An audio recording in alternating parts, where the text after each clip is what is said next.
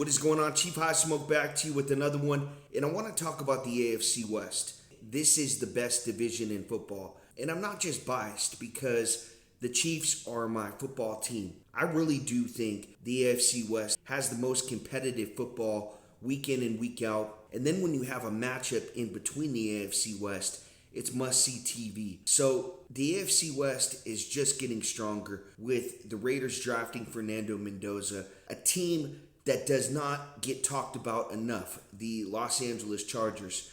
And Harbaugh has done a phenomenal job in his couple years over there, but they're kind of stuck a little bit. Same thing McDermott was stuck with in Buffalo. They're a playoff team. They can't win a playoff game and get to the AFC Championship. I think that's why they signed Mike McDaniel. Slater and Joe Alt went out with injuries last year, and I think that affected their pass protection, and they really had to go to the running game, and that is the best run game in football. When this offensive line is healthy, or Marion Hampton, Kamani Vidal, guys like that are going to be explosive.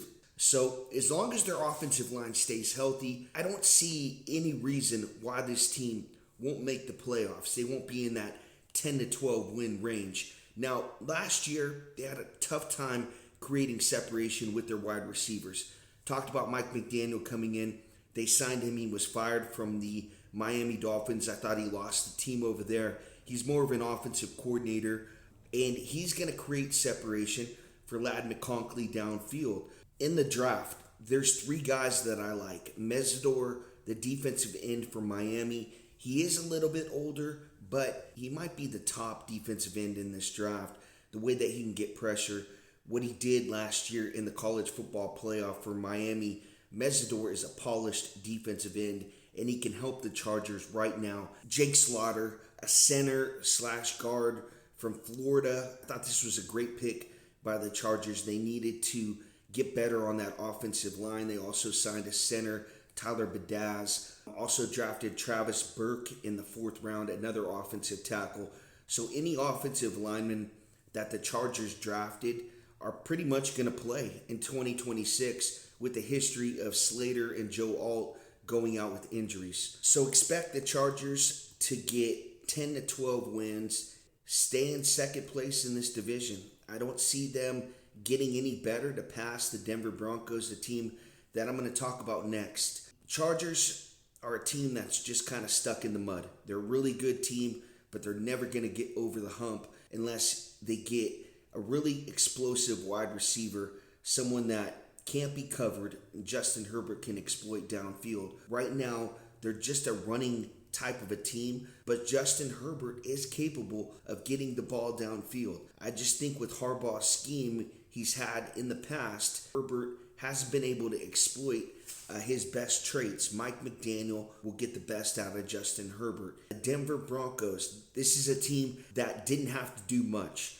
Finally, after years of the Chiefs owning this division, Broncos now run it. Last year, they were a Bo Nix injury away from going to the Super Bowl and contending with the Seattle Seahawks. I don't know who would have won that game. It would have possibly been a coin flip. The Denver Broncos were a better team than the New England Patriots. That is a boring football team. They aren't even in people's top 10s of the best teams in 2026. A lot of people don't believe in the Patriots. They think they were a one-hit wonder with Drake May. But I think the Denver Broncos are here to stay. Sometimes for teams, they have to face adversity before they have success. When the Chiefs lost to Tom Brady in the AFC Championship game, and there was a couple calls that should have went the Chiefs' way, but they went to the Patriots' favor. And it isn't similar to what the Broncos went through, but this year, they come back with a chip on their shoulder. They have pretty much the same record. It's just this year, Bo Nix is healthy. They knocked off some giants. Patrick Mahomes, Josh Allen. Those guys ran the AFC. And now Bo Nix and Sean Payton, out of nowhere, are the best team in the AFC. Let's be honest here. It's not the Ravens. It's not the Bengals. It's not the Bills. It's not the Chiefs. It's the Denver Broncos, the best team in the AFC and the best team in the AFC West. I don't see any reason why the Broncos won't have 12 to 14 wins and go back to the AFC Championship game, win it, get to the Super Bowl. One guy is going to help them get over the top. Jonah Coleman, a fourth-round pick, a running back from Washington. This is a guy who's 220 pounds, 5'9". He's bigger than R.J. Harvey. He can really come in and play all three downs. When Harvey could, play first and third down and had to come off the field, I think Jonah Coleman is the best draft pick for the Denver Broncos, and he's going to help them out tremendously in 2026. He's going to be an X factor for their team moving forward. They have some of the best wide receivers in football. Jalen Waddle talked about the trade with the Dolphins. Cortland Sutton, a savvy possession type of a wide receiver. Over time, he's just gotten better. Struggled with injuries early on in his career. Lil Jordan Humphrey is a guy I'm a really big fan of. Catch a deep ball, hurt the Chiefs last season. So I don't think there's any reason to believe the Denver Broncos won't win from 12 to 14 in that range next season and win the AFC West again. I have to see them struggle before I'm not a believer in the Denver Broncos moving forward. The Las Vegas Raiders, one of the most up-and-coming teams in the NFL, now drafting Fernando Mendoza. They had the best free agency in the NFL. They got Linderbaum. They signed Nakobe Dean, Quay Walker.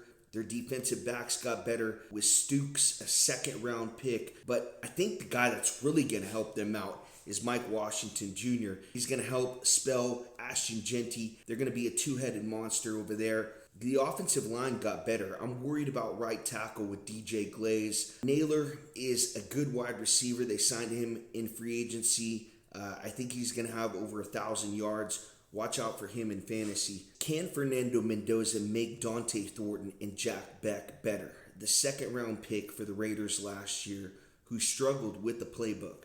Kubiak has to make the verbiage easy to understand for these players. It's going to be a lot of 21 personnel. It's not going to be a lot of shotgun like the Raiders were in last year with Chip Kelly. 2 tight end sets, 1 running back, and 2 wide receivers. And the Raiders are just going to run it down people's throats with Ashton Genty and Mike Washington Jr. Play action fake to Brock Bowers down the field. It's all on Fernando Mendoza. How badly does he want it? Does he want to be a Patrick Mahomes, a Justin Herbert, a Bo Nix, the next best quarterback in this league? So the Raiders might have been a laughingstock for the last 25 years, but now they got a quarterback. Jamarcus Russell had a purple drink problem. You're going to have to drag Fernando Mendoza out of that building. When I saw him step into that building for the first time and have the awareness, he almost stepped on the logo and then he stepped back. I knew that he respected this franchise and he wants to make it better. Like usually guys, when they go to a team that hasn't won for a long time, they don't take control of it. They don't want it bad enough to change the culture. Fernando Mendoza wants to do that. I have saw rookie quarterbacks change the culture. Andrew Luck, Jalen Daniels for the Redskins. It has happened in the past. The only question is, will they start Fernando Mendoza week 1? They'd be stupid not to. This fan base has seen so many veteran quarterbacks start for this team and just be ass. They need someone to look forward to in the future. Even if Fernando Mendoza struggles early on, let him learn, and he's only going to get better. So the Raiders are in a good position, and it's pretty fun to be a Raiders fan right now. The Chiefs, this team, how they fell off the map last year. Nobody was expecting it. The Chiefs had just won the AFC West 9 straight years in a row, and we're going for 10. And Patrick Mahomes was bad before the injury. They never valued the running back position. Patrick Mahomes had to do way too much out of the pocket, and the icing on the cake was him getting injured last year against the Chargers. So the Chiefs have much to prove to the NFL. And I'm sorry to Chiefs fans for saying that. I know this team has changed our lives. We were blessed with 3 Super Bowls. There isn't a day that goes by that I don't think about the success the Kansas City Chiefs have had. My problem with the Chiefs is, how do we get them back to the top? We need to get a right tackle in. Jawan Taylor constantly kept us out of drives last year. It was the same penalty where he'd start early and we would be in 1st and 15 after having a couple first downs in a row. He is gone now. Jalen Moore, who was a backup to Trent Williams, he was terrible last year. So the Chiefs are still going to struggle with their offensive line. They're going to give up pressure. They did sign Kenneth Walker. I thought it was an overpay, $45 million. They signed Justin Fields. He's going to be a stopgap to Patrick Mahomes while he's rehabbing back from that ACL injury. And what teams are going to do, they're going to put 8 in the box and force Justin Fields to beat us with his arm, something that he's never been able to do in his NFL career. We want to give the ball to Kenneth Walker.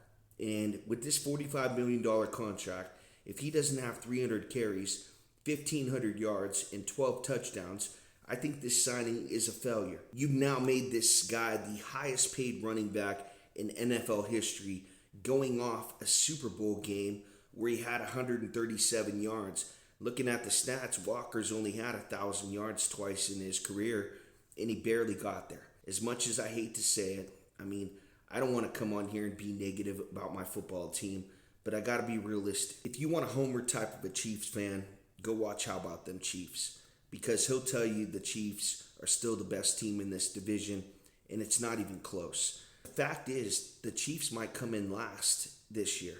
They might be picking in the top 10 in 2027. Broncos are still the best team in this division. They didn't have to do much in free agency. They got a playmaker on offense for Bo Nix. This team relied on their defense heavily. The Broncos might have one of the best defenses in football. They have one of the best offensive lines, so they don't fear anybody. I was talking to one of their fans, Cottonmouth, who told me he doesn't fear the Las Vegas Raiders and Fernando Mendoza, and I wouldn't either when my offensive line doesn't give up sacks and the defense doesn't give up touchdowns or first downs. And the Broncos are going to come in first place again in the AFC West, 12 to 14 win range.